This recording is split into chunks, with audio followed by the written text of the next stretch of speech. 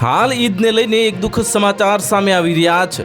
આ ઈદ નિમિત્તે આજે સવારથી જ મુસ્લિમ સમાજના લોકો નમાઝ અદા કરી રહ્યા છે અને યુપીમાં ઘણી જગ્યાએ લડાઈને કારણે તણાવ ઊભો થયો હોવાના અહેવાલો પણ આવ્યા છે।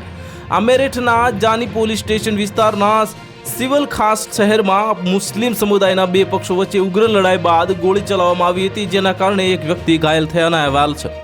આ પોલીસે ઘટના સ્થળે પહોંચી તપાસ શરૂ કરી છે અને બાળકો વચ્ચે બોલાચાલી પછી એક જ સમુદાયના બે જૂથો વચ્ચે વિવાદ શરૂ થયો, જેને કારણે પથ્થરમારો, લડાઈ અને ફાયરિંગ પણ થયું। આ હંગામામાં અડધો ડઝન લોકો ઘાયલ થયા હોવાનું કહેવાય છે। જો કે હજુ સુધી બંને પક્ષના કોઈ પોલીસ ફરિયાદ નોંધાવવામાં આવી નથી।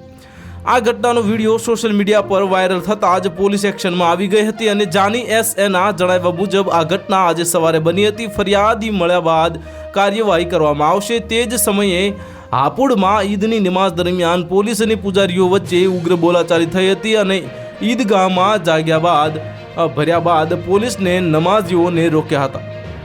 આ રોકવાના કારણે નમાઝીઓ ગુસ્સે થયા હતા। બાદમાં પોલીસની સમજાવટ બાદ નમાઝી પરત ફર્યા હતા અને તેનું કારણ એ હતું કે પોલીસે બેરિકેડ્સ લગાવીને નમાઝ અદા કરવાની વ્યવસ્થા કરી હતી। આ મામલો કોતવાલી વિસ્તારના ઈદગાહ રોડનો છે। તો હાલ માટે આટલું જ। મળીશું નવી અપડેટ સાથે। જો તમને અમારા વિડીયો પસંદ આવતા હોય તો વિડીયોને લાઇક કરી દેજો, ચેનલને સબસ્ક્રાઇબ કરી બાજુમાં આવેલા બેલ આઇકનને દબાવી દો, જેથી તમને આવા સમાચારની અપડેટ મળતી રહે।